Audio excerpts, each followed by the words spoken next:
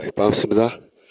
우리 마태복음 공부하는 시간 되었습니다. 우리 마태복음 지금 어디 하고 있냐면은 7장 하고 있습니다. 7장 마태복음 7장을 하고 있는 중인데 지난주 이제 수업 마칠 때 제가 이제 말씀드렸던 건 뭐냐면은 예수의 말씀 중에 보면은 너희는 그 이방인에게 가지 말고 이스라엘의 잃어버린 양들에게로 가서 복음을 전하라. 이제 그런 말씀이 있잖아요. 그래서 그런 거를 우리가 이제 특수주의다 뭐 그렇게 얘기해요. 특수주의 뭐냐면은 모든 이방인이 아니고 유대인들을 향해서 복음 전하라 그랬다라는 거를 이제 줄여서 특수주의, 뭐 파티큘라리즘 뭐 그렇게 얘기하고. 그런데 또 마태복음을 보면은 뭐 제일 마치는 28장 마지막 부분에 보면 너희는 가서 모든 민족으로 제자를 삼아 하게 되죠. 그건 뭐예요? 모든 이방인들에게도 복음 전하라 그런 얘기죠. 그걸 우리가 보편주의라 그런다. 보편주의. 그래서 예수의 말씀 중에는 이런 그 유대인에게만 가서 복음 전하라는 특수주의도 있고 또 모든 민족에게 가서 복음을 전하라고 하는 이런 보편주의도 있는 거예요. 예를 들면은 마태복음 24장 14절.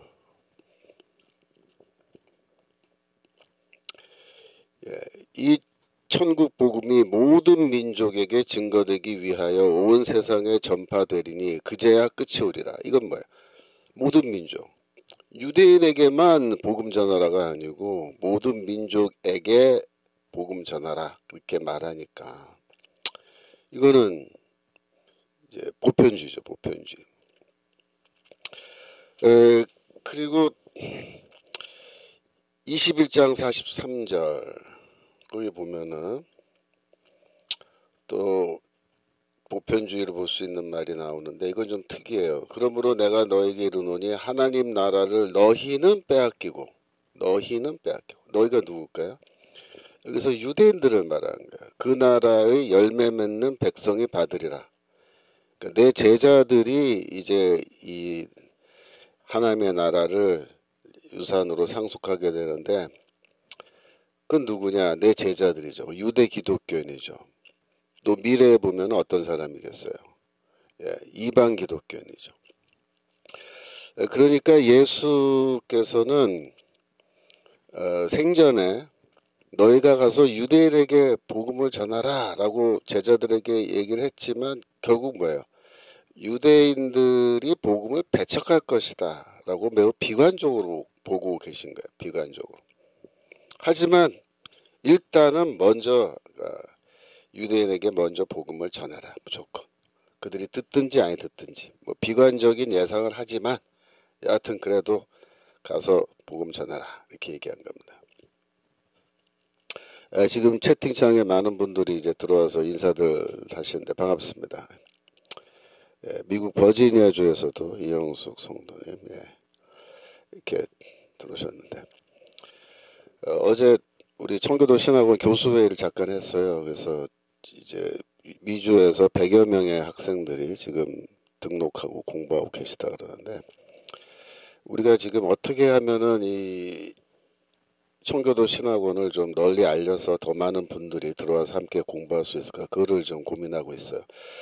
그 정관 목사님께서도 청교도 신학원을 크게 키워야 된다고 좀 학생들을 더 많이 모집할 수 있도록 홍보도 하고 이렇게 해야 된다고. 그래서 어제 우리 교수회 시간에 어떻게 홍보할 건가 이제 같이 얘기도 나누고 그랬는데 저는 의견을 뭐를 냈냐면 유튜브 쇼츠를 많이 찍어서 그걸 막 뿌려야 된다. 유튜브 쇼츠는 뭐냐면은 우리 교수들이 강의하는 내용 중에서 좀 일반인들이 봤을 때 흥미를 유발할 수 있는 그런 내용을 잘라가지고 그걸 따로 찍든지 아니면 그걸 잘라서 편집하든지 해서 쇼츠 만들고 쇼츠를 이제 보고석을 누르면은 이제 청교도 신학원 입학 신청 할 수 있는 그런 가이드 안내하는 그런 내용으로 이동해서 또 볼 수 있게 해준다든지 그렇게 해서 홍보를 해야 된다. 그래서 지금 이제 어제 얘기했으니까 연구에 들어갔어요. 그래서 쇼츠 앞으로 이제 만들어서 2학기쯤 되면 막 뿌릴 것 같기도 한데 하여튼 미국에서도 더 많이 들으시고 한국에서도 물론 우리가 더 많이 홍보해서 많은 분들이 듣기를 원합니다. 다시 돌아와서 그러니까 유대인들에게 가서 복음 전하는데 예상은 뭐예요? 그들이 이 하나님의 나라를 유업으로 받지 못한다. 마태복음 10장 17절. 마태복음 10장 17절. 여기 보시면은 또 비관적인 이야기예요. 사람들을 삼가라. 저희가 너희를 공회에 넘겨주겠고. 공회가 뭐예요? 산헤드린. 그죠? 저희 회당에서 채찍질하리라. 그러니까 공회도 회당도 다 유대교의 기관인데 회당은 원래 평소에는 예배드리고 뭐 교육도 하고 그런 기관이지만 거기에서 재판이 열려요. 회당에서. 또 공회 예루살렘의 산헤드린은 유대교의 최고 법정입니다. 최고 법정. 그래서 뭐 70명의 장로와 제사장들로 그 의장은 대제사장이죠. 그래서 그 안에 사두개인도 있고 바리새인도 있고 이런 건데 이러한 그 일종의 그러니까 유대교를 대표하는 통치기관입니다. 그 당시에 물론 로마 제국이 통치하고 총독이 와서 다스리지만 일정한 정도의 자치를 허용해 줬어요. 로마인들이. 그래서 공회를 만들어서 너희들이 알아서 재판하고 다 해라 그렇게 한 건데 저희가 너희를 공회에 넘겨주고 저희는 누구고 너희는 누구죠? 여기서 너희는 예수의 제자들이에요. 그럼 저희는 누굴까요? 유대인들입니다. 믿지 않는 유대인들. 그죠? 사람들을 삼가하라. 어떤 사람을 삼가해요? 믿지 않는 유대인들 조심하라. 그들이 너희 예수의 제자들을 공회에 넘겨주겠고 저희 회당에서 채찍질 할 거다. 18절 또 너희가 나를 인하여 총독들과 임금들 앞에 끌려가리니 이는 저희와 이방인들에게 증거가 되려 하려 했습니다. 총독은 이제 로마 총독 같은 거죠. 임금은 뭐예요? 이방 나라의 왕. 그러니까 여기서는 뭐 로마 제국이니까 제국의 황제를 말하기도 하고 그죠. 그래서 이건 이방인들의 재판정을 말하는 거예요. 그 당시 이방인들 로마 제국에서 최고의 대법원에 해당하는 최고의 재판정이 누구의 재판정이냐면 로마 황제가 재판하는 재판장으로서 재판하는 그 재판정이 최고의 법정이에요. 그 아래가 뭐냐면 총독들이 하는 거예요. 총독. 각 그 그러니까 로마 제국 당시에 로마인들의 그 행정구역 프라빈스 그 별로 총독이 이제 임명되어 있는 경우가 많은데 그 총독들이 그 수도에서 그 프라빈스의 수도에서 예를 들면은 뭐 그 아시아 같은 경우에는 이제 에베소가 수도잖아요.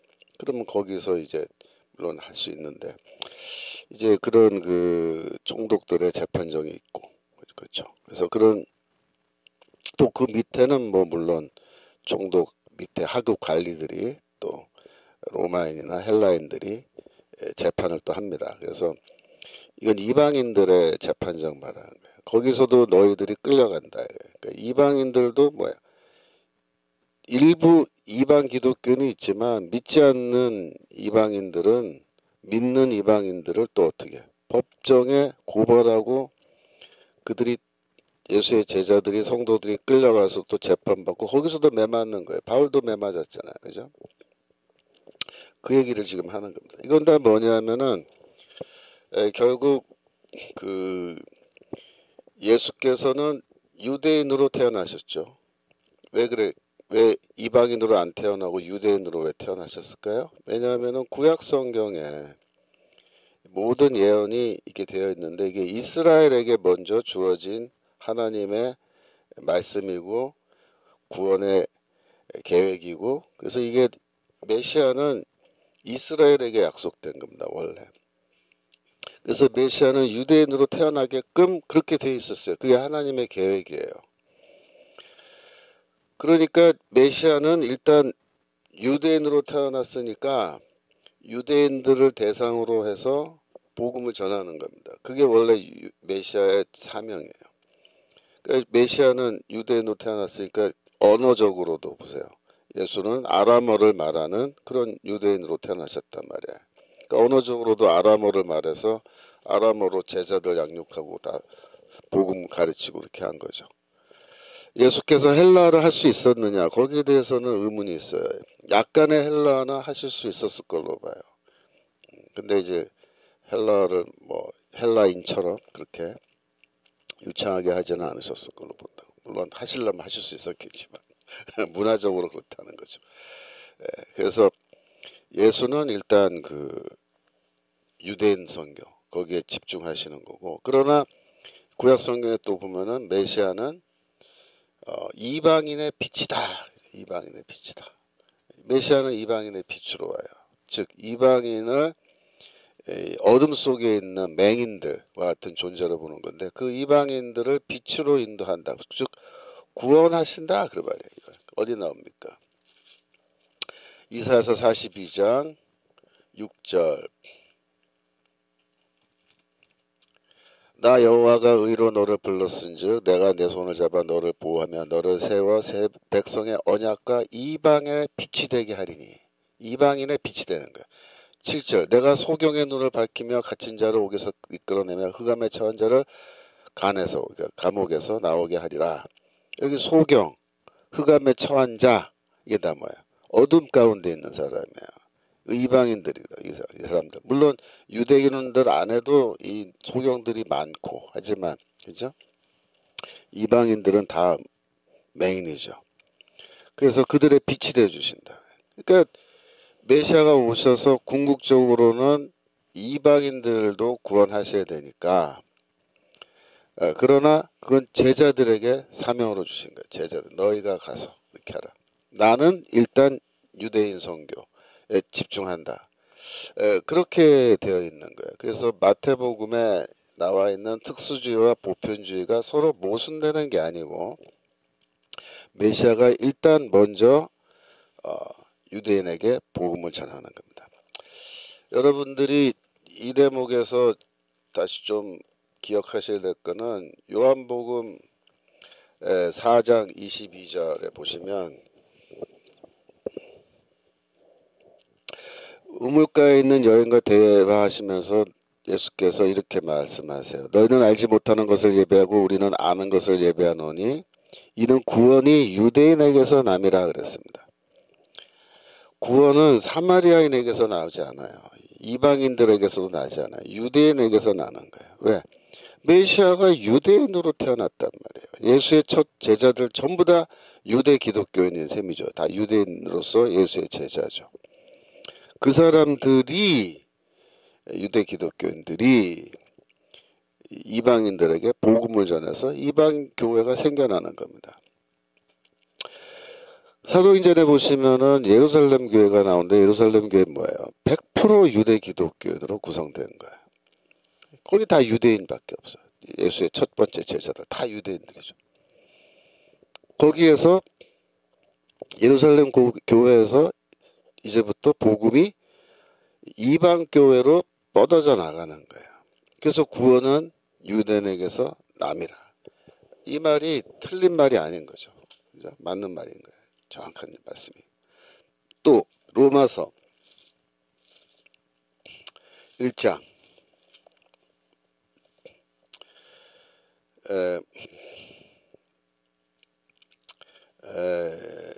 1장 아니고 2장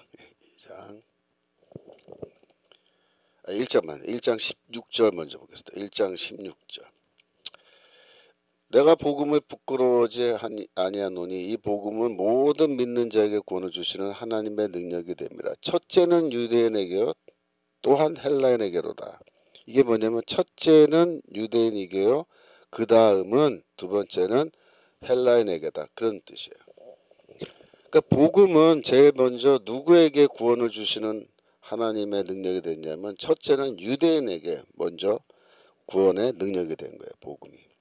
그 다음에 두 번째로 헬라인이다. 이게 그 말이에요. 복음은 유대인에게서 남이라. 선교의 순서가 있다는 거예요. 선교의 순서.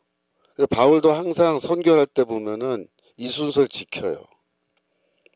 어떻게 지켜요? 이방 도시에 들어가서 선교할 때 회당에 들어가서 제일 먼저 유대인들에게 복음을 선포한단 말이야. 이게 바울이 정해놓은 원칙이에요. 2장 10절, 로마서 2장 10절에도 비슷한 말이 나오는데 보겠습니다.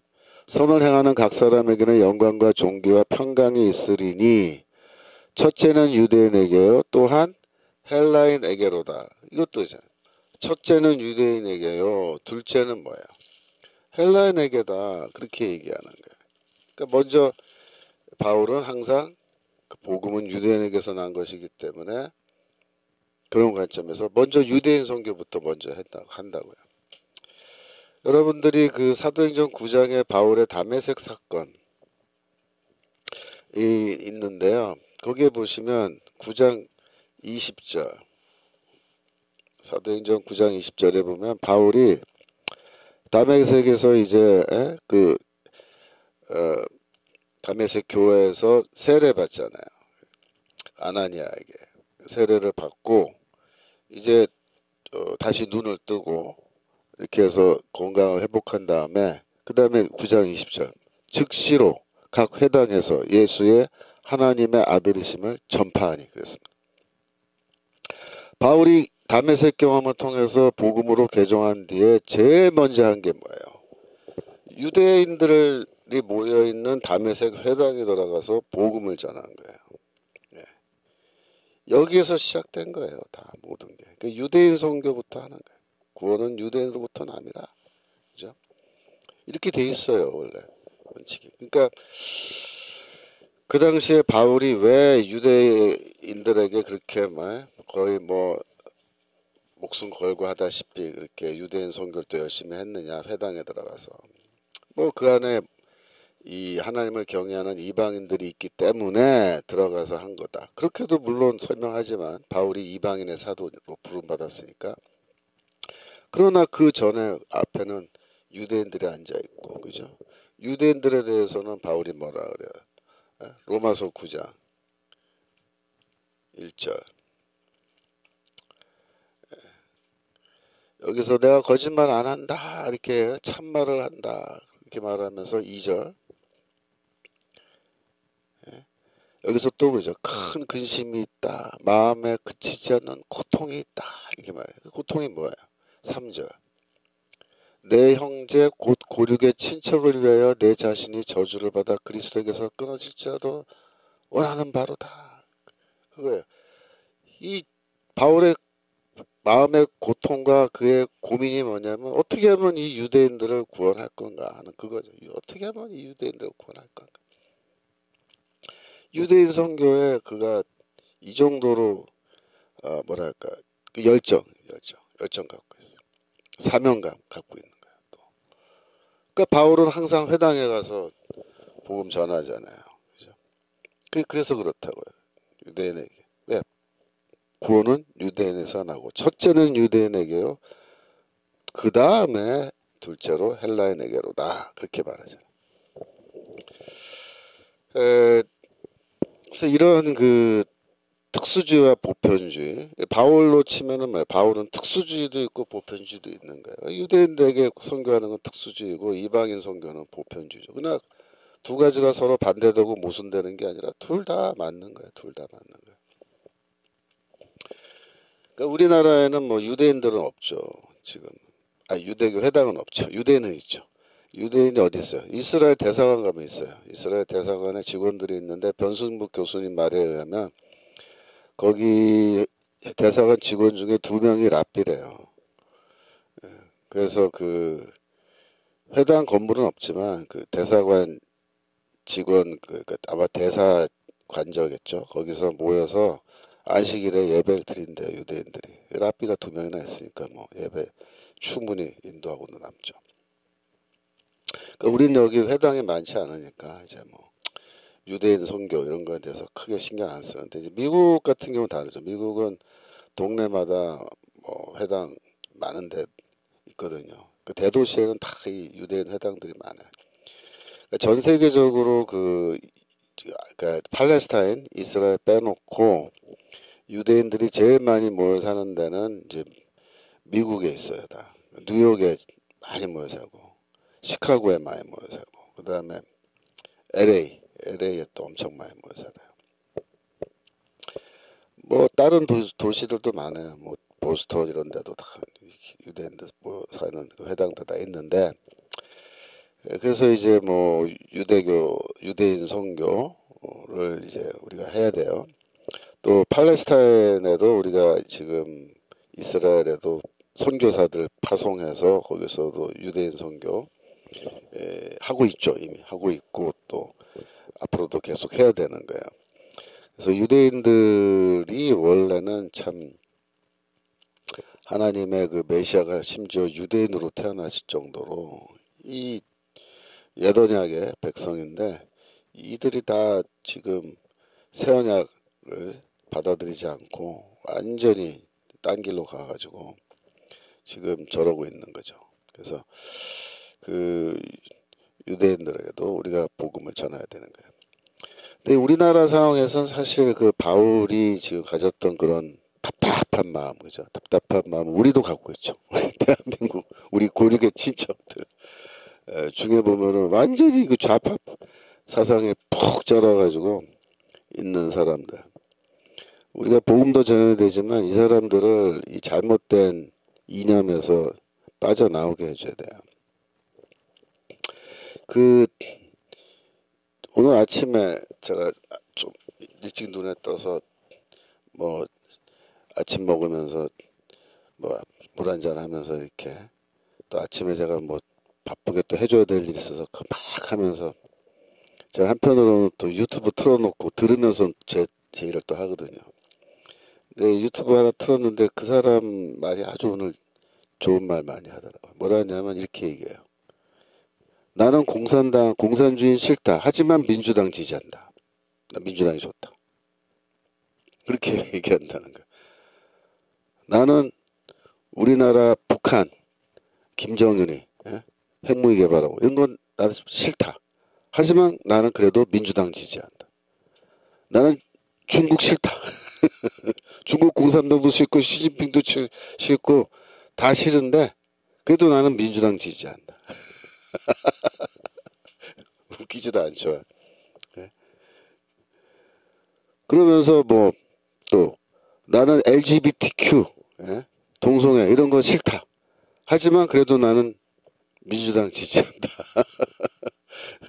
이런 식이라는 거예요. 얘네 저 좌파들 마인드가. 그래서 대체 이거 왜 이러냐.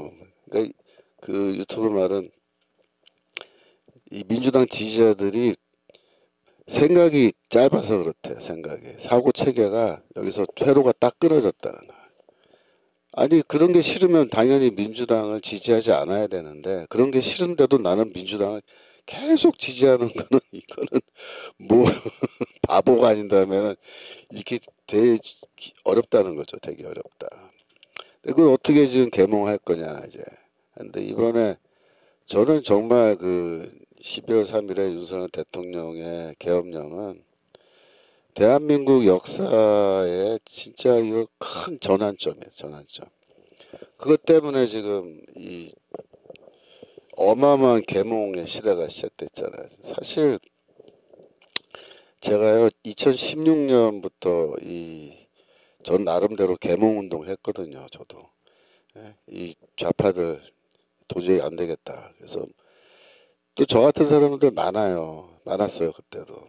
그 우파들 우리 모임이 있는데 그런데 가서 이렇게 보면요 사람들 많이 있어요. 그 대학 교수들도 있고 뭐 지식인들 기자 출신들 뭐 다 있죠.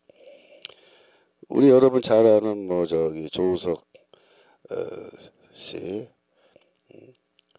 그다음에 뭐 누구야 맨날 정광 목사님 빨갱이 우리 예? 누가 이동 빨개 가서 이름이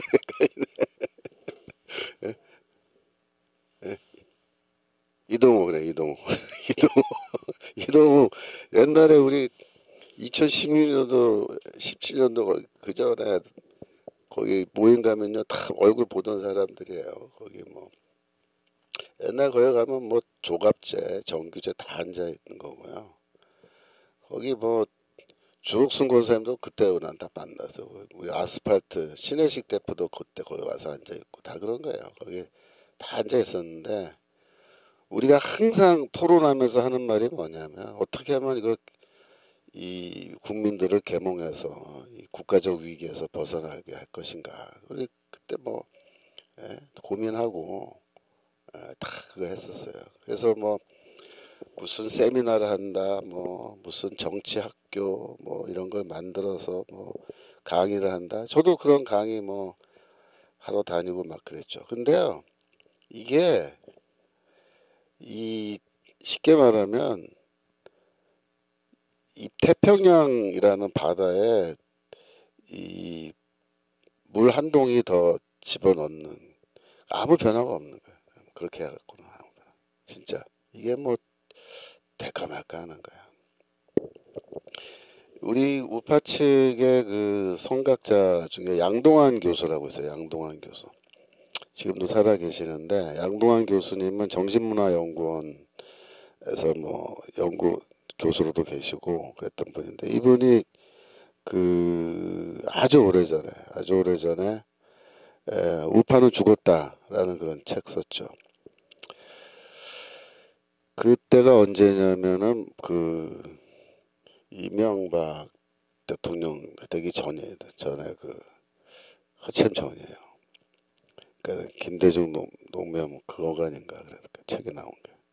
그때 이분이 뭘 봤냐면 대학가에 이렇게 광범위하게 막스레닌주의 주체 사상 이거 다 퍼졌는데 여기에 대해서 어떤 우파 지식인도 자각을 하고 이거를 정신과 정신의 싸움이거든요. 그러니까 정신의 전쟁이라고 이게 사실은 우리에게는 영적 전쟁이고 세속적으로 보면 이게 정신의 이념 전쟁이란 말이야. 근데 이런 정신의 전쟁을 아무도 안 싸운다. 답답하다. 그러면서 양도한 교수가 그 책을 쓰면서 이렇게 되면 안 된다. 나라 망한다. 우파는 죽었다. 막 그런 책 쓰고 그랬는데 그게 들어맞은 거죠. 사실 들어맞아서 지금 이렇게까지 왔는데 근데 우리가 그 뭐 한 뭐 100명 뭐 될까 말까 하는 그 정도의 사람들이 막 여기저기서 단발적으로 막 계몽 운동하고 강연하고 이런 게 그 당시에 뭐 유튜브도 없고 그러니까 이게 확산이 잘 안 되는 거야. 정말 너무 어렵더라고요. 그랬는데 지금은 유튜브가 있고 거기다가 이번에 12월 3일 계엄령 계몽령이 탁 터져버리니까 어떻게 됐습니까? 아 지금은요 뭐 제가 막 우파 측 유튜브 어마어마하게 지금 많아졌는데 그 퀄리티도 굉장히 좋아져요.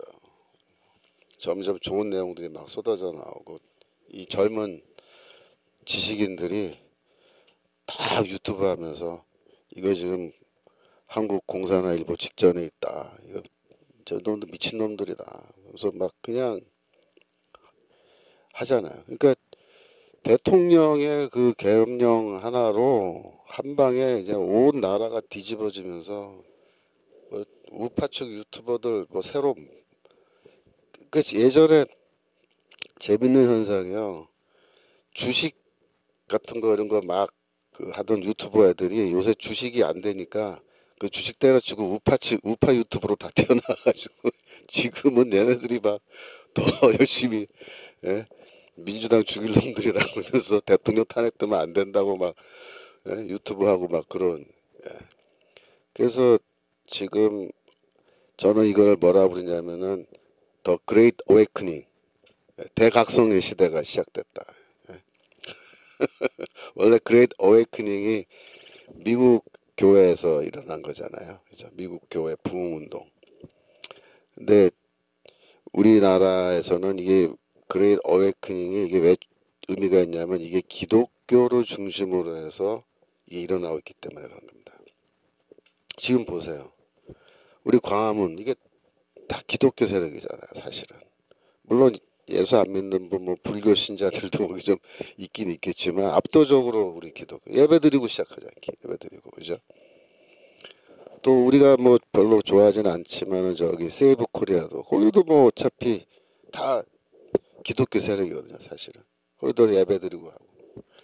그러니까 이게 다 기독교 세력이 중심이 돼서 이거 지금 나라 살리기 운동 하는데 이러한 운동이 사회 운동으로 일어났지만 사실은 그 배후에 교회가 있고 기독교가 있기 때문에 이게 그레이트 어웨이크닝이고 저는 이 그레이트 어웨이크닝이 이제 시작해서 앞으로 계속 진행될 거라고 봐요. 이거 누구가 멈출 수가 없어요. 하지 말라고 막을 수도 없고 지금 이거는 이 흐름은 이미 본물 터지듯이 막 이제 급류가 흐르듯이 지금 막 흘러가는 건데 이 세력이 점점 더 커지는 거예요. 이게 그래서 이 물길이 막 이제 예?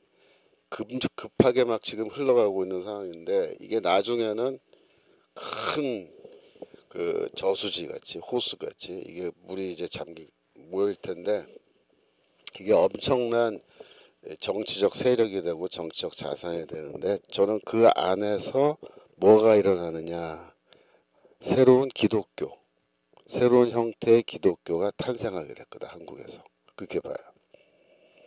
기존에 없던 기독교입니다. 이게 어떤 기독교냐면은 성령운동과 애국운동이 결합된 기독교. 이게. 그래서 이게 결국 뭘 할 거냐면 대한민국을 살리고 바울이 얘기했던 자신의 민족에 대한 복음화 그거를 이 세력이 할 거예요. 그러니까 우리가 민족 복음화의 주체 세력이 됩니다. 앞으로 두고 보세요.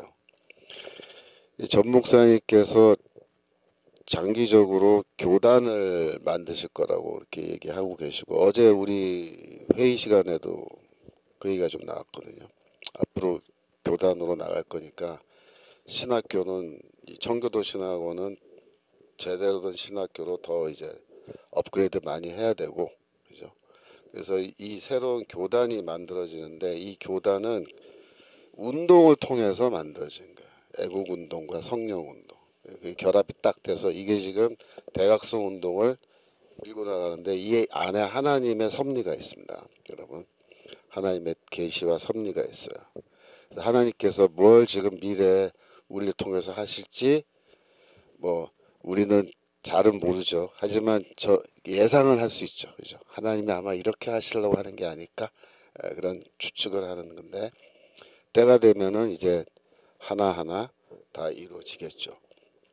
저는 그렇게 할 때 지금 이 그레이트 어웨이크닝 엄청난 계몽의 시대입니다. 계몽의 시대에 들어가서 온 나라가 지금 큰 계몽이 지금 이루어지고 있는데 이 계몽을 주도하는 세력이 기독교이기 때문에 결국은 이것은 하나의 기독교 운동으로 귀착이 되고 그 열매로서 새로운 교회, 새로운 교단입니다. 새로운 교단, 새로운 스타일의 교회입니다. 그래서 저는 애국운동과 성령운동이 결합되는 교회가 등장할 것이고 이 교회들을 통해서 결국은 민족복음화, 그러니까 남한은 물론이고 북한까지 그래서 전 목사님 계속해서 예수한국복음통일 말씀하실 때 북한 선교 지금 강조하시는데 그거를 결국 우리가 해내게 될 거다.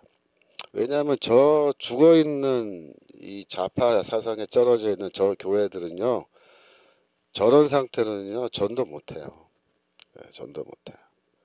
새신자 전도 못합니다. 그런 식으로 해가지고 그래서 그런 전도하는 그래서 지금은 애국하는 마음 생기면요 다 일로 오잖아요. 집회요. 우리에게 뭐예요? 전도의 기회, 전도의 기회.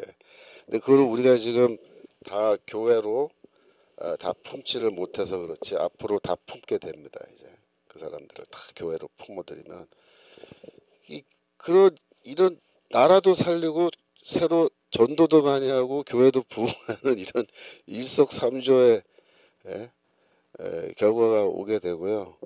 이 사람들이 이런 그 정치적으로 각성된 그러한 기독교인들이 북한을 선교할 수 있어요. 북한. 왜냐하면 이 좌파 기독교인들 북한 가면요, 저거 선교 못합니다. 맞아 죽어요. 오히려 저 가서 사회주의 선전하고 사회주의 좋다 이런 말하면요 맞아 죽어요. 나중에는 이제 그렇게 돼 있어요. 조금만 더 말씀드리면 하나만 재미있는 현상인데, 지난번에 독일에서 투표를 했잖아요, 그죠? 독일 투표했는데 재미있는 현상이 옛 동독 지역에서는요 이 우파 정당 찍는 거예요. 근데 서독 지역에서는 뭐예요? 좌파 정당 찍는 거예요. 이게 무슨 뜻인지 알아요? 공산주의 경험한 사람들은요 절대 좌파 무슨 사회주의 사자만 들어가도요 치를 떨어요. 공산주의 공짜만 나오도 미워한다고요. 절대 표 안 줘요. 그러니까 지금 남북 통일이 됐을 때 지금 저 사람들이 사회주의 국가의 국민이니까 남북 통일했을 때 이 사람들이 더불어민주당 지지 세력으로 다 가버리면 어떡하나 걱정되죠, 그죠, 우리는. 그래서 우리가 선교하고 그들을 또 정치적으로 다시 각성시켜야 돼요. 깨어나게 해야 돼요. 그래서 그 작업을 우리가 해줘야 되는데, 그렇게 하면 어떻게 되는 줄 알아? 동독처럼 돼요, 동독. 북한 주민 전체가 민주당한테 표 한 장 안 주는 그런 국민들이 되는 거야. 그래서 그렇게 됐을 때 통일하면요, 굉장히 나라가 안정적으로 됩니다. 그러니까 바로 통일하면 안 되고, 그런 정치적인 각성과 또 우리 입장에서 뭐 복음 전도 다 해놓고 그리고 하면 됩니다. 전 그래서 이 예수도 유대인 선교 열심히 하셨고, 바울도 유대인 선교 똑같이 열심히 했고, 우리도 어떻게 해요? 우리는 이제 유대인 선교가 우리에게 뭐야? 우리 한국 사람 선교예요. 왜? 동족 선교니까. 동족 선교. 우리 동족은 특별히 남한, 북한 또 나눠져 있으니까 우리가 전략을 달리해서 남한은 어떻게, 북한은 어떻게 전도할 것인가 하는데, 남한은 지금 이 애국 운동이 결국은 큰 세력으로 지금 확산이 되면서 이 안에 애국 운동 안에 안 믿는 사람들이 지금 계속 들어오고 있다고요. 우리 이제 앞으로 고민은 이 사람들을 어떻게 교회 성도로 만들 거냐, 이제 그걸 우리가 고민을 더 해줘. 그래서 광화문 집회 때 이제 우리가 짧게 예배 드리고 이렇게 할 때, 그래서 목사님들이 이제 설교도 하시고 이렇게 하는데, 하여튼 우리가 그걸 좀 염두에 둬야 돼요. 저 사람들을 어떻게, 예수 안 믿는 사람들도 태극기 들고 나왔는데 저 사람들에게도 우리가 이제 복음을 전도해서 앞으로 우리가 만들 교단에 그런 사람들이 다 들어와야 돼요. 저는 들어올 걸로 봐요. 길게 보면 좀 낙관적으로 봐요. 왜냐하면 우리가 같은 싸움을 지금 싸우고 있고, 우리 아군 진영에 이미 들어왔기 때문에 반틈은 이미 들어온 거예요, 교회로. 조금 더 노력해서 이제 예수 믿게 만들면 되는 거죠, 그죠? 자, 넘어가겠습니다. 131페이지.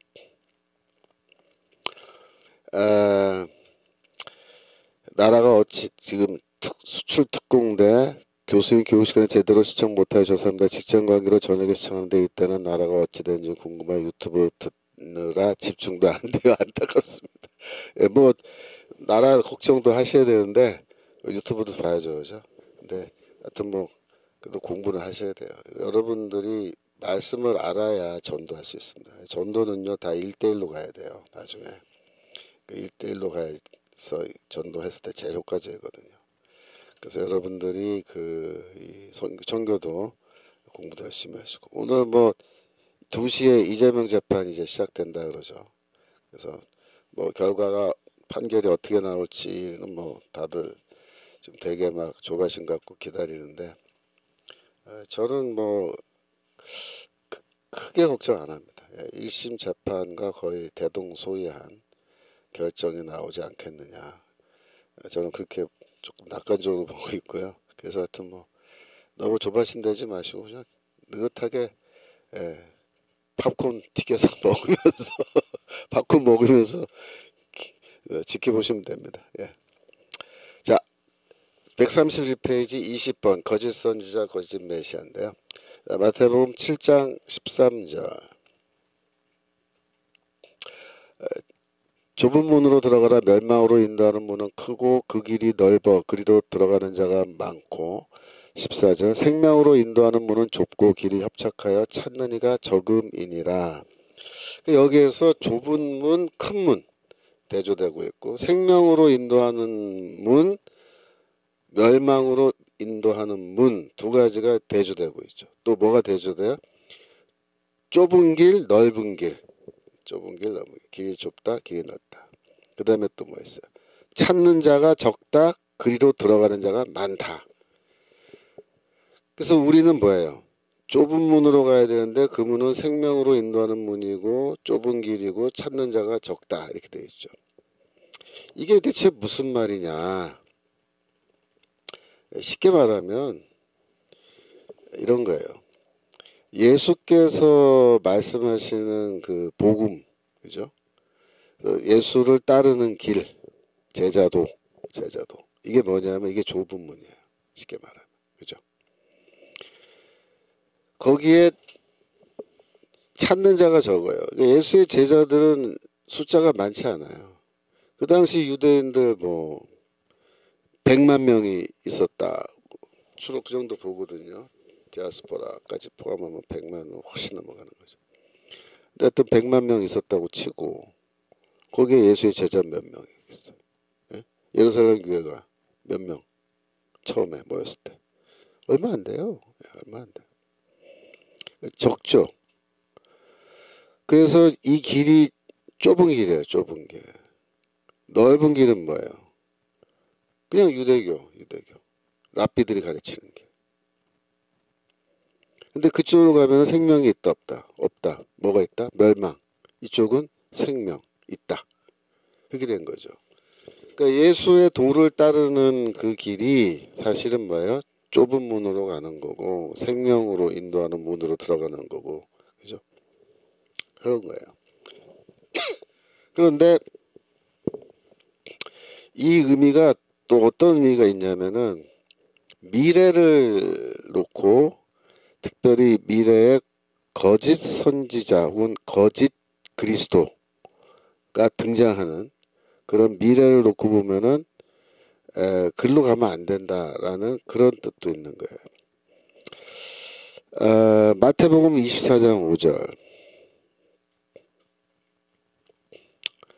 많은 사람이 내 이름으로 와서 이르되 나는 그리스도라 하여 많은 사람을 미혹해 하리라 그랬죠. 미혹해 하리라.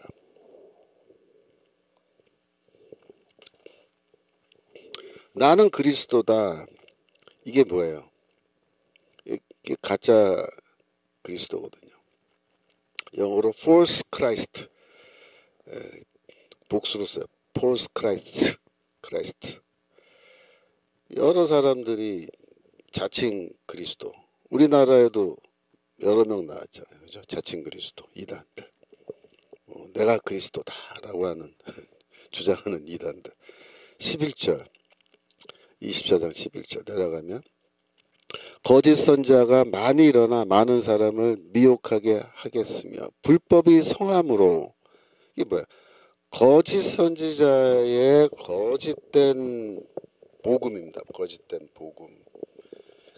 그게 불법이에요. 근데 그게 어떻게 성함으로 또 잘 돼. 이게 잘 돼. 아주 그냥 아주 잘 돼.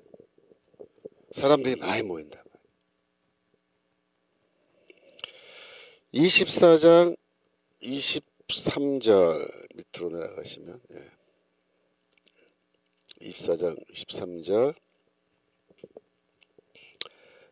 그때 사람들이 너에게 말하되 보라 그리스도가 여기 있다 혹 저기 있다 하여도 믿지 말라. 24절 거짓 그리스도들과 그죠? 복수형이죠. 거짓 선지자들이 일어나 큰 표적과 기사를 보이어 할 수만 있으면 택하신 자들도 미혹하게 하리라. 그랬습니다. 여러분 이미 예수께서 예견하신 건데 역사 속에 거짓 선지자뿐만 아니라 심지어 거짓 그리스도들까지 나타나서 내가 그리스도다. 그리스도가 여기 있다 저기 있다라고 해서 너희를 미혹하게 할 텐데 그게 불법이 성한다. 성하는 거야. 막 성하는 거야. 글로 들어가면 어떻게 된다? 망한다. 망한다. 그래서 이 잘못된 이단과 같은 가르침 그게 다 뭐예요? 이게 넓은 길이에요. 넓은 길. 좁은 길로 가야 돼요. 좁은 길. 제가 어제도 그 수업 시간에 학생들한테 뭐라 그랬냐면 오늘날에도 그 한라당의 복음이 있다. 오늘날에도 한라당 복음.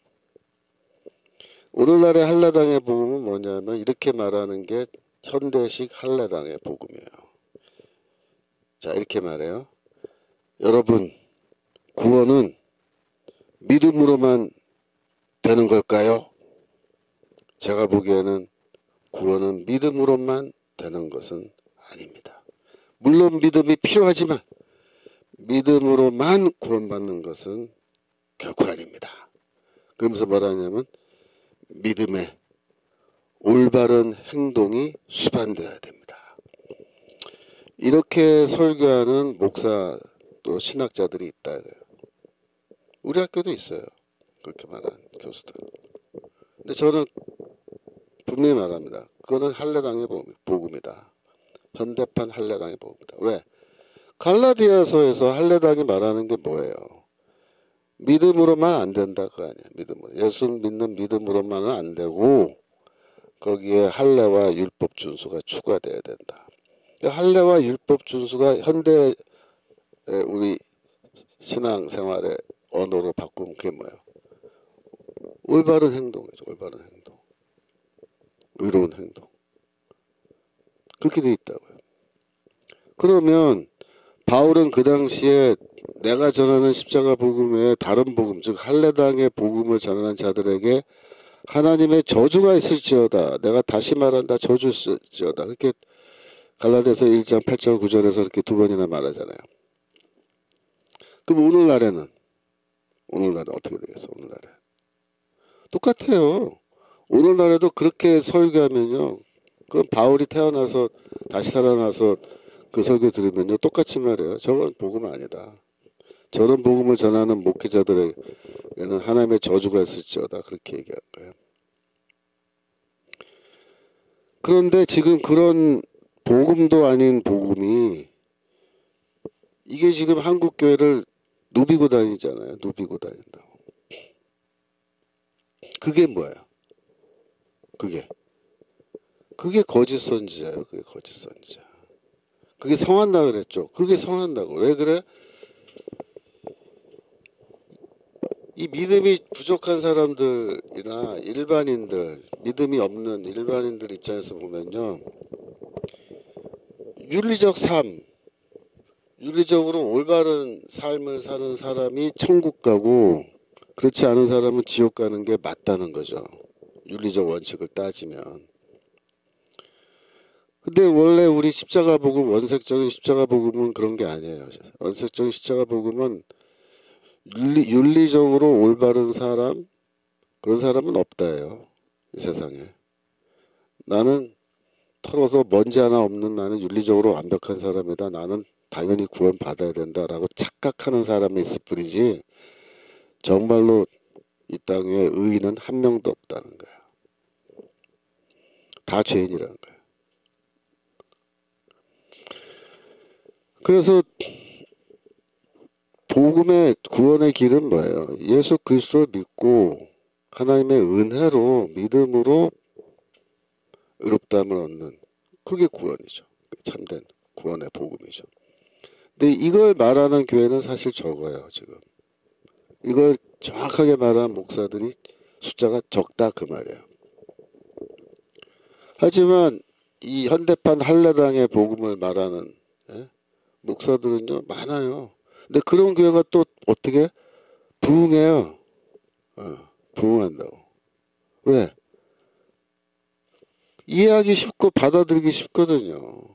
오히려 오직 믿음으로 구원받는다는 게 더, 믿지 않는 사람들 입장에서는 받아들이기 힘든 거예요.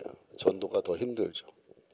그러나 올바른 삶을 사는 사람이, 의로운 윤리적으로 올바른 삶을 사는 사람이 구원받는 건 맞습니다. 그렇게 말하면요, 일반인들이 여기 맞는 말 하는 데네? 그러면서 돌아서 앉아 있는다고. 이렇게 돼 있어요. 여러분들 어떻습니까? 오늘날에는 거짓 선지자 없어요?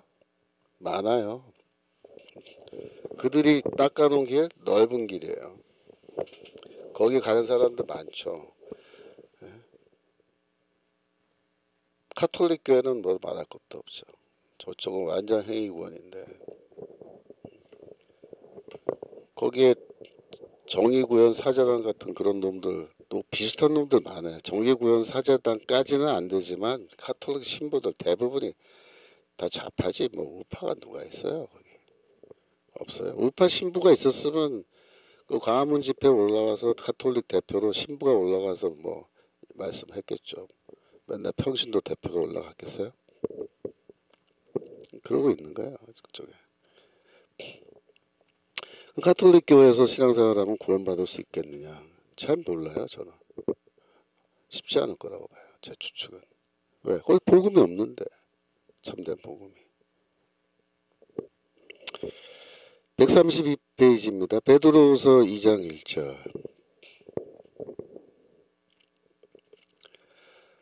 그러나 민간에 또한 거짓 선지자들이 일어났나니, 이와 같이 너희 중에도 거짓 선생들이 있으래. 거짓 선지자, 거짓 선생들, 그지? 다 복수죠. 저희는 멸망할 이단을 가만히 끌어들여. 그렇죠? 이게 다 이단이에요. 아니, 그러니까 우리가 통일교, 뭐 구원파, 또 뭐 이단 뭐예요? 신천지 뭐 이런 거, 그런 거 이단이죠, 그죠? 근데 그 교단에서 이단으로 정죄했으니까 이단인데, 그러면 현대판 할례당들은 뭐야? 그 이단 아니야?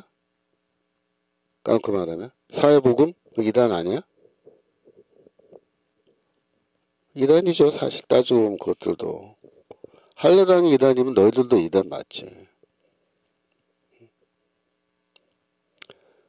뭐 자기들은 아니라고 주장하겠지만 그 복음 아니거든요. 참된 복음. 참복음이라 해야 돼요. 참복음. 자기 벌전의 복음 갖고는 안 된다고요. 내가 보기엔 이게 복음인 것 같다. 그런 건 안 돼요.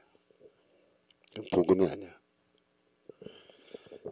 그런 사람들이 다 뭐야? 거짓 사도, 거짓 선생, 거짓 선지자. 그렇죠. 요한일서 4장 1절.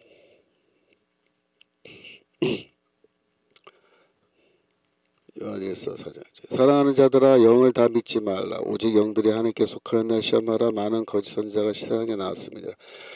그러니까 악령이 역사하는 교회가 있단 말이야. 그 이단이죠 다.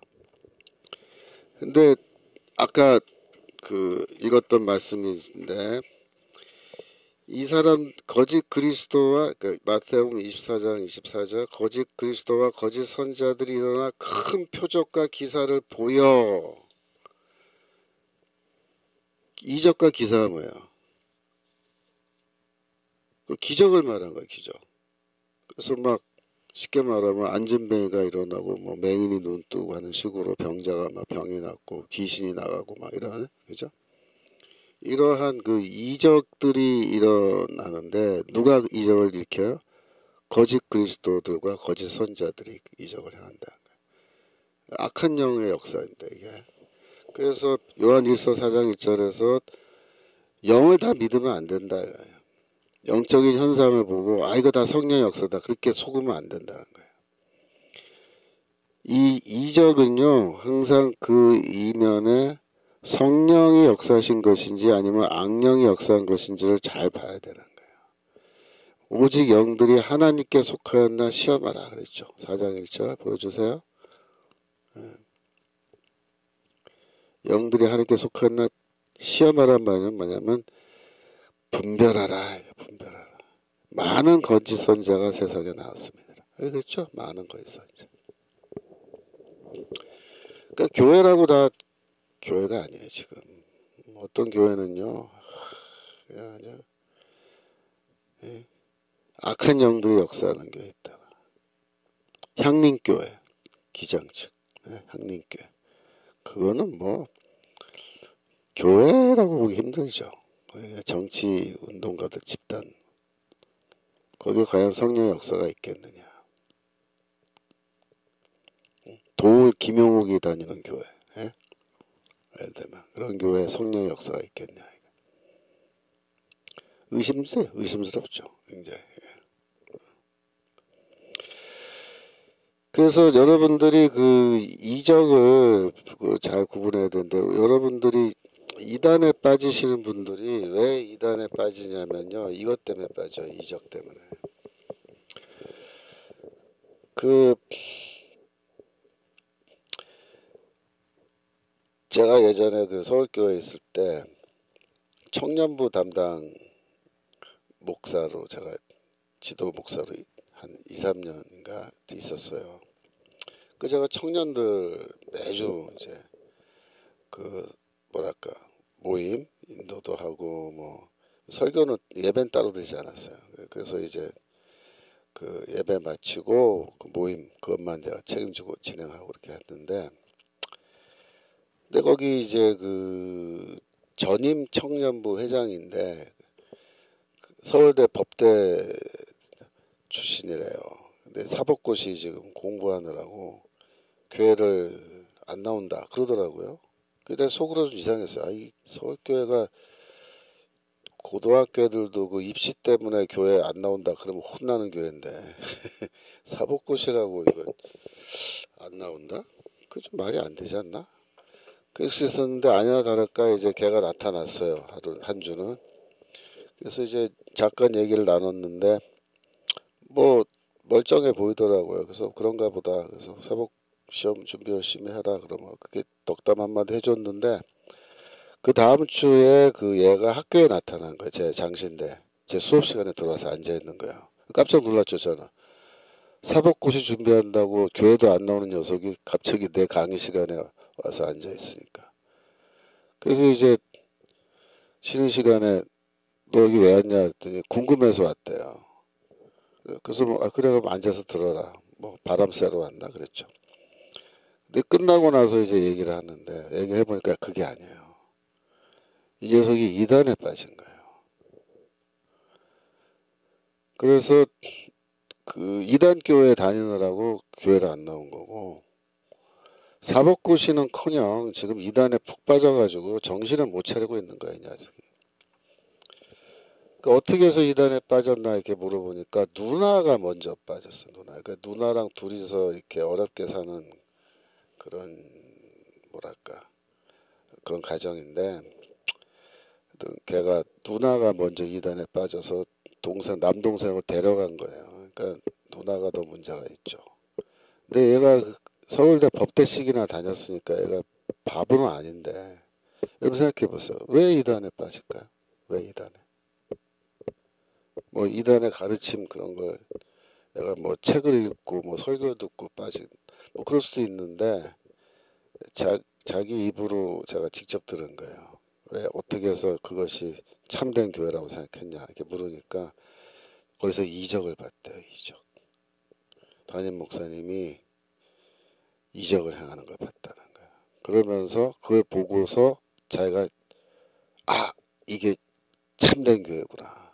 성령의 역사하는 교회구나. 그리고 그럼 서울교회 뭐예요? 이종인 목사님 평생 목회하신 교회. 예?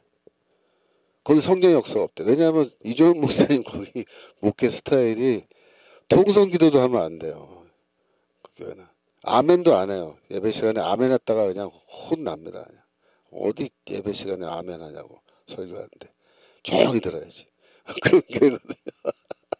그러니까 거기서 이렇게 봤을 때는 물론 말씀이 있고 뭐 다 있지만 성령의 역사라는 게 느껴지지 않거든요.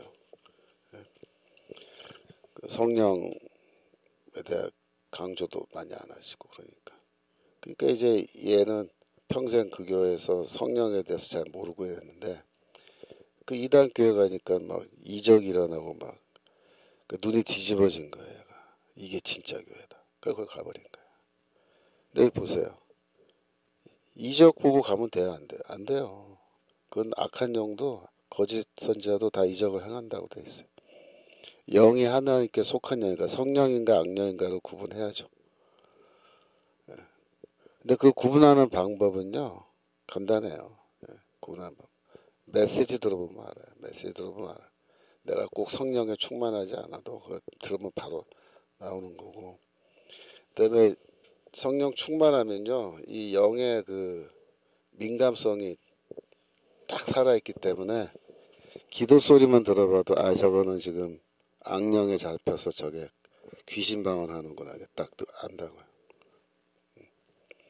가끔 그 저기 기도원이나 이런 데 가서 기도하다 보면요 귀신 방언하는 사람이 있어요. 귀신 방언을 하는 건요 아주 듣기 싫어요. 딱 기도할 때 방해되고 막 그 소리가 있어요. 그 귀신 방언의 그 소리 샥샥 하는 그런 소리 있어요. 그 기도원 원장 불러서 저 사람 저거 귀신 방언 하니까 데리고 나가라. 저 당장 쫓아내라고. 시끄러워서 기도 못 하겠으니까. 그렇게 돼 있다. 그러니까 조심해야 돼요. 그래서 미혹하는 이 마귀, 그죠? 요한계시록 19장 20절.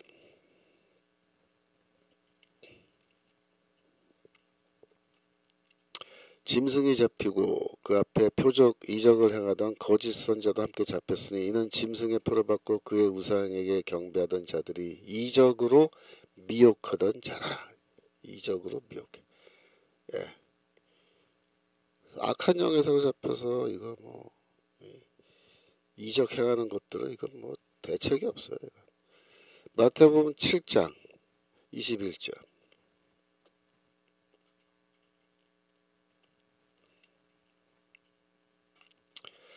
거기에 나더러 주여 주여 하는 자마다 천국에 다 들어갈 것이 아니요 다만 하늘에 계신 내 아버지의 뜻대로 행하는 자라에 들어가리라. 그날에 많은 사람이 나더러 이르되 주여 주여 우리가 주의 이름으로 그 다음 절이요 선지자 노릇하며 주의 이름으로 귀신을 쫓아내며 주의 이름으로 많은 권능을 행치 아니하였나이까. 이게 권능을 행했다는 말이 뭐냐면 이적을 행했다는 거야.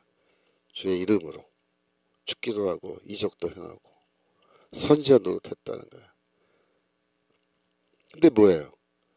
껍데기만 주의 이름으로 했지. 알맹이 뭐예요? 성령으로 한 게 아니에요. 이게 악령으로 한 거예요. 악령으로. 23절. 그때 내가 저에게 밝히 말하되 내가 너희를 도무지 알지 못하니 불법을 행하는 자들아 내게서 떠나가라. 뭐예요? 이거 거짓 선자들이에요. 거짓 선자. 넓은 길로 간 자들. 좁은 길로 가자. 그래서 우리가 이 말씀을 배워야 되고 또 성령의 그 충만함 가운데서 영을 분별할 수 있는 분별력이 있어야 돼요. 영분별의 은사라는 게 따로 있죠 물론. 하지만 그런 은사 받은 사람뿐만이 아니라도 우리가 어느 정도 분별할 수 있어야 돼요. 이걸 구분할 수 있어야 된다. 그래서 그 귀신 방언이 있느냐 없냐 있어요. 악한 영에 사로잡혀서 방언하는 거 있어요. 근데 거의 쌍욕같이 방언을 해요. 방언 자체가 굉장히 듣기 싫습니다. 들으면 소름이 쫙 끼쳐요. 귀신 들린 현상.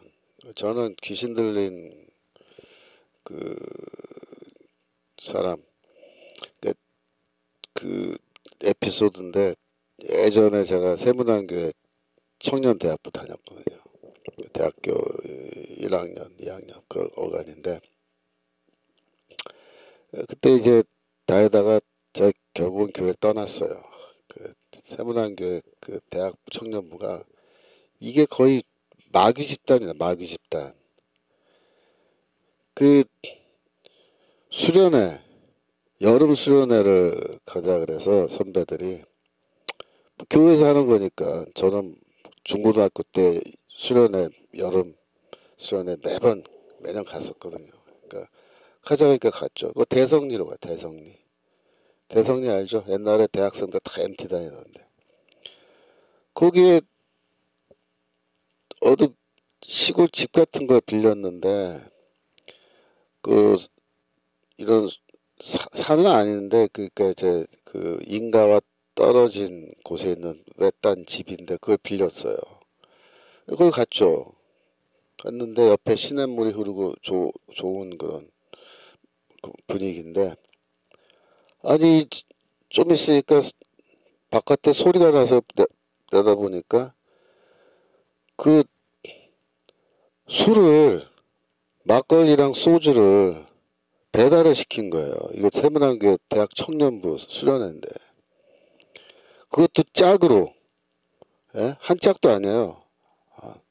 서너 짝을 그냥 이렇게 쌓아놓고 그 배달이 온 거야 배달이. 그래서 난 아니 여기 우리 말고 다른 사람들이 또 뭐 술 먹는 사람들이 왔나 그랬는데 처음에는 설마 했죠. 저녁이 되니까 예배 마치고 한잔 하자 한잔 하자. 그들이 술을 먹기 시작하는데 이야 이거는 뭐 밤새 술을 먹는 거야. 그러니까 저는 그때만 해도 순진해가지고 아이 저는 술 안 먹습니다. 그래서 안 먹죠. 저는 뭐 그런 거 뭐 좋아하지도 않고 술 먹는 거. 그래서 나 누워 잤어요. 그래서 에이, 다들 술 먹고 난리치기로 술 잤는데 새벽에 2시 3시쯤 됐는데 누가 날 막 깨운 거예요. 그래서 눈을 떠보니까 그 대학부 우리 같은 학년의 남자인데 걔가 술을 먹고 이상하게 됐다고 그런 거야.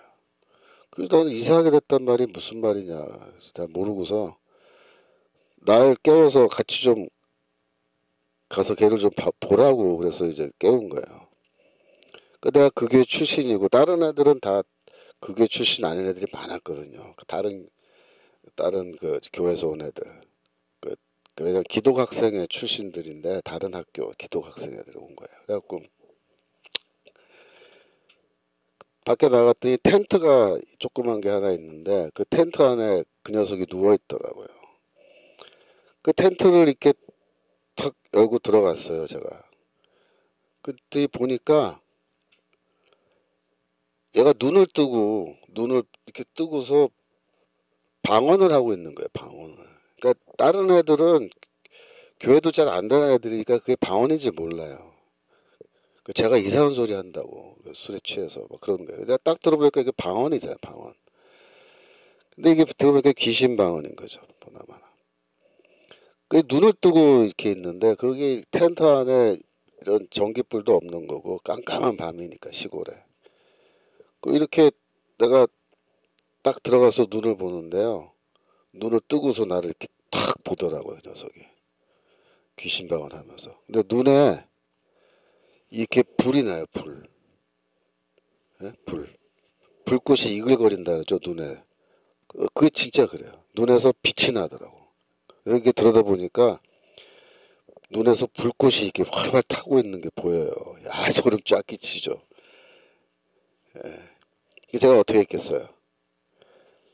그 자리에서 따기를 때렸습니다. 그 자리에서 따기를 세게 몇 대 때려버렸어요. 정신 차리라고. 그 정신을 못 차려. 그래서 애들 보러 야, 얘 끌어내. 그래서 끌어내. 끌어내가지고 여기 시냇물 흐르고 있었거든요. 집어 던져요. 집어 던져라. 집어 던졌죠. 그 지가 깨어나지 않고 베개 물속에 찬물 속에 풍덩 들어가 있는데 그러니까 금방 제정신 돌아서 이렇게 탁 나온 거예요. 물속에 빠지니까 정신 돌아와서. 근데 웃기는 게 뭐냐면 아무것도 기억을 못해요. 하나도 기억 못해. 너 아까 여기서 술 먹고 여기 텐트 안에서 이상한 소리 한 거 너 기억나? 그러니까 자기 그런 적 없다는 거예요. 전혀 몰라요. 필름이 끊겼다 뭐 그렇게 얘기하잖아요. 술 먹고 꼭 그런 식이죠.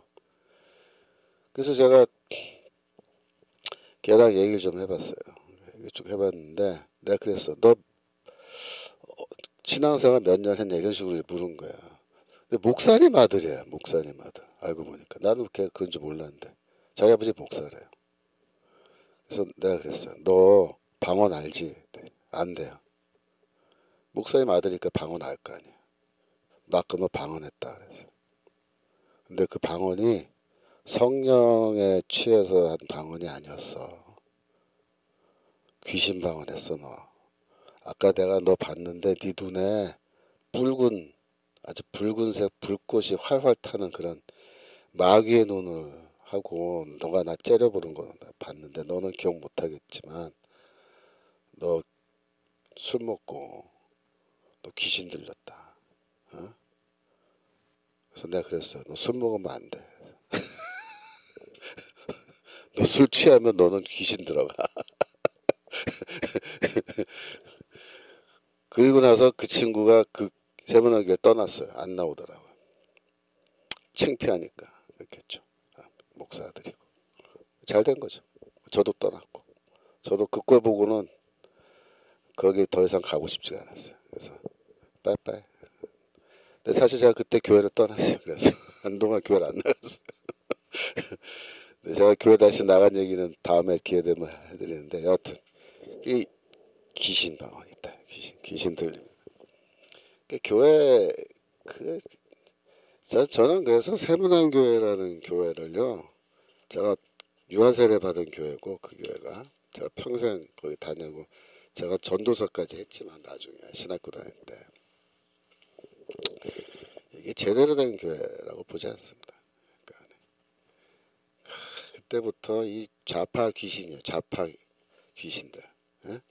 좌파 귀신에 그냥 푹 쩔어가지고 대학 청년부부터 뭐 그 위도 다 똑같아요. 다 똑같아. 대학 청년부만 그런 게 아니라. 그래서 자기들은 뭐 저항 운동 뭐 하면서 뭐 박정희 때부터 우리는 민주화 운동 한다고 막 그러지만 그래서 지금 저 이상학 목사 같은 이상한 목사가 와서 목회하고 있는 것도 다 이유가 있어요. 그 저 역사가 있는 거예요. 그 교회. 그런 짓들 했기 때문에 그런 목사가 와서 또 목회하는 거야. 근데 웃긴 게 뭐냐면 이상한 목사가 와서 교회가 부흥됐대. 그 교회가 안정됐대. 좋겠다 그래서 축하해야 돼요. 제가 아까 그랬죠. 거짓 복음을 외치면 거기 사람들이 더 많이 몰려든다고. 왜? 넓은 길, 넓은 문. 예. 그게 돼 있는 거예요. 그게. 자, 그래서 아까 그 7장 21절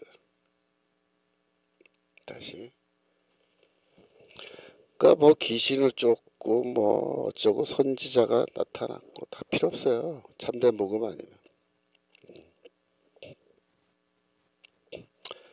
세문안교회 권사가 오라 했는데 안 갔어요. 거기 가면 안 돼요. 절대 가지 마세요. 저도 안 가는데 거기 왜 가요? 저는 거기 왜 가냐면 우리 어머니 아버지가 거기서 평생 신앙생활 하셨기 때문에 거기 장로 권사고 그러니까 이제 그분 연세가 90이 넘으셔서 지금 교회도 못 가세요 주일날. 근데 가끔 이제 뭐 성만찬 한다 그러면 가고 싶어 하시고 그러면 제가 모시고 가야 돼요. 할 수 없이 저도. 그래서 가서 앉아서 예배 드리긴 하는데 여러분들은 갈 필요 없습니다. 저희 어머니 아버지 뭐 살아 계시니까 저도 들락날락 하는 거지. 돌아가시고 나면 저도 뒤 안 돌아봅니다. 그게 뭐 여기 나더러 주여 주여 하는 자마다 천국에 다 들어갈 것이 아니요 다만 하늘에 계신 내 아버지의 뜻대로 행하는 자라 들어간다. 자 보세요. 아버지의 뜻대로 행하는 자. 자 아버지의 뜻은 누가 가르쳐줘요? 아버지의 뜻은 묘한 게요. 예수 당시에 랍비들이 몇 명이었겠어요. 어마어마하게 많죠. 랍비들이. 그 랍비들이 다 가르칠 때 아버지 하나님의 뜻이라고 다 가르치는 거예요. 모든 랍비들이 다 이게 하나님의 뜻이다라고 얘기해요. 바리새인 랍비 이것이 하나님의 뜻이다. 이렇게 행하라. 그러면 그거 행하면은 하나님 뜻을 행하는 거예요? 아니에요. 아니에요. 잘못된 선생 밑에서 잘못된 하나님의 뜻을 연락에 배워가지고 그걸 연락에 실천해봐야 아무 소용없다. 아무 소용없다. 참된 교사 누굽니까? 예수 그리스도. 예수 그리스도가 가르쳐 주시는 그 아버지의 뜻을 우리가 행해야 되는 거예요. 예수 그리스도가 아닌 다른 랍비들의 가르침은 필요 없어요. 그런 거 행해봐야 아무 소용없어요. 그래서 아버지의 뜻대로 행하는 자라에 들어간다. 천국 들어간다. 그렇게 돼 있는데 더 중요한 게 뭐야? 누가 가르치는 아버지의 뜻을 행할 것이냐. 그게 중요한 거예요. 우리는 예수의 가르침이에요. 예수의 가르침. 그래서 우리는 예수의 가르침을 그대로 가르쳐야 되는 거예요. 목사들이 예수의 가르침은 그대로 가감 없이. 근데 여기에다가 자기 생각 막 섞고 자기의 이념 섞고 막 이 난리 치는 거잖아요. 제가 항상 말씀드린 게 뭐예요? 우리 목회자들은 또 우리들도 마찬가지예요. 우리들은 생산업에 종사하는 게 아니라 유통업에 종사하는 거다. 유통업. 왜? 우리는 복음을 생산하지 않아요. 복음은 이미 있는 거예요. 우리에게 주어진 거고 우리에게 전달된 거예요. 우리가 뭐만 하면 돼? 유통만 하면 돼요. 어떻게? 가감 없이. 내가 여기서 뭐 내 브랜드로 만들어내고 그러지면 안 된다. 복음을. 내 브랜드에 나만의 복음. 내가 거기다가 뭐 이상한 거 잔뜩 섞어 넣어가지고 내가 만들어낸 내 브랜드. 그게 뭐야? 그게 거짓 선자야. 거짓 선생. 그러니까 참교사와 참선생은 참선자는 뭐냐면 이 복음을 성경에 나오는 예수 그리스도의 복음을 그대로 전하는 거예요. 가감 없이. 우리는 유통만 시키는 유통. 그렇죠? 유통만 하면 돼요. 우리 유통. 전달해주고, 그죠? 알려주고. 그거잖아요. 그러면 우리는 뭐야? 거짓 선생, 거짓 선교자 되지 않은 거예요. 거짓 선자 되지 않는 거예요. 간단한 거예요. 간단한 거예요. 자, 21번.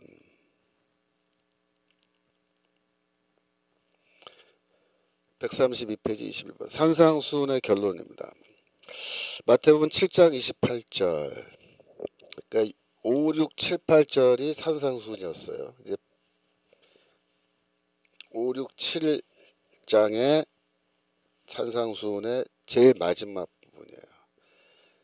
예수께서 이 말씀을 마치시면 무리들이 그 가르치심에 놀래니 29절. 이는 그 가르치시는 것이 권세 있는 자 같고 저희 서기관들과 같지 아니함일러라. 여기에서 산상수훈이 끝나는 거예요. 5장부터 시작한 산상수훈이 6장 거쳐서 7장 제일 마지막 절이고 그 다음에 8장 넘어가잖아요. 8장으로 넘어가면은 여기서부터는 에피소드라 그랬죠. 누구를 만나서 어떤 사건이 일어난 그런 얘기들이 이제 다시 시작되는데 5, 6, 7장은 뭐만 나와요? 예수의 가르침만 집중적으로 나온 거죠. 근데 가르침의 끄트머리에서 뭐라 하냐면 예수의 가르침은 일반 랍비들, 서기관들의 가르침과는 다르더라. 어떻게 다르느냐? 권위가 있는 자와 같다. 그래서 이게 헬라어로는 뭐라 그러냐면요. 엑수시아라 그래요. 엑수시아. 권위라고 번역된 단어인데 엑수시아를 갖고 있는 사람처럼 느껴진다. 보인다. 그런 뜻이에요. 엑수시아가 있다. 그러니까 다른 서기관들에게 뭐야? 엑수시아. 이게 없는 거예요. 엑수시아가 대체 뭐냐? 여기 권세라고 했는데 이게 어떤 종류의 권세냐? 그걸 알아야 돼요. 어떤 종류의 권세냐? 어떤 종류의 권세냐면요. 제가 이 결론부터 미리 말씀드리면 신적 권세 말하는 거예요.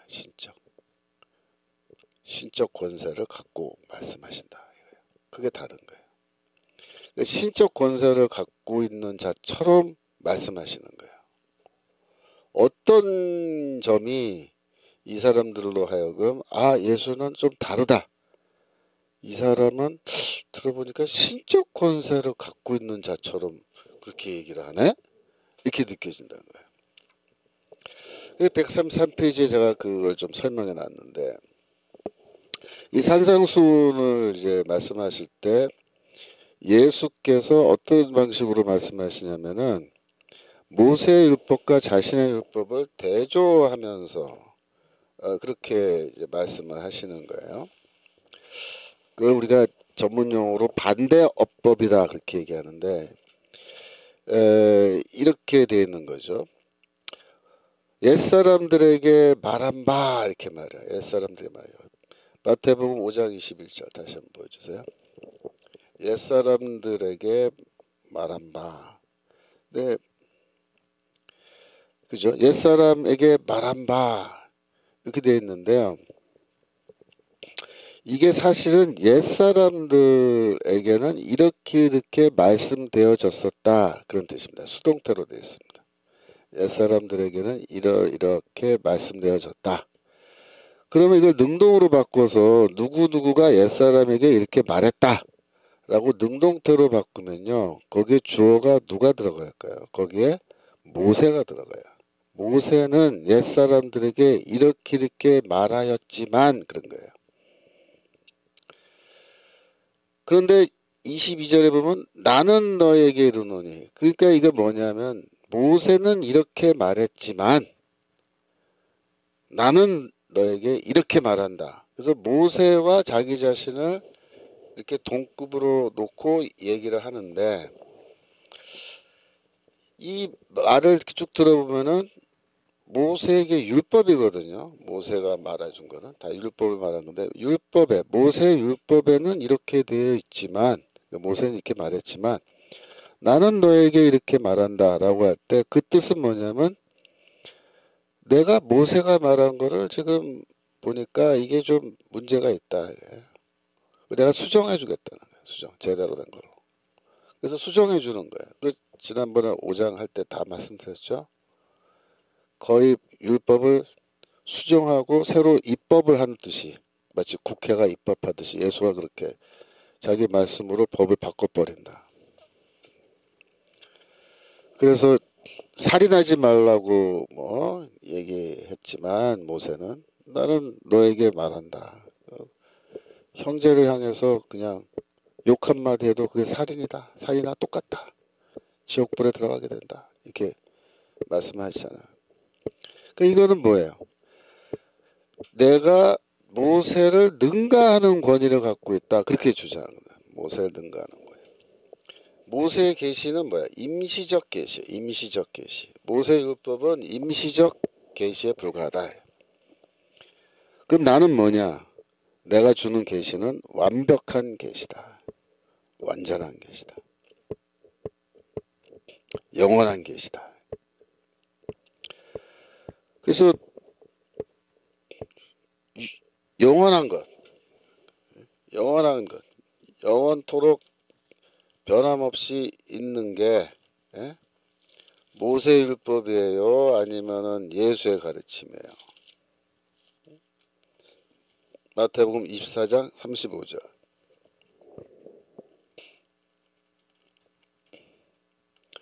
천지는 없어지겠으나 내 말은 없어지지 아니하리라. 그죠? 내 말이 영원하다는 거예요. 모세 율법이 영원하다고 말씀하지 않습니다. 이런 식으로 예수가 반대어법, 모세는 이렇게 말했지만 나는 너에게 이렇게 말한다 라는 반대어법을 사용하시는데, 이건 기존 랍비들은 이런 식으로 말하는 랍비가 한 명도 없습니다.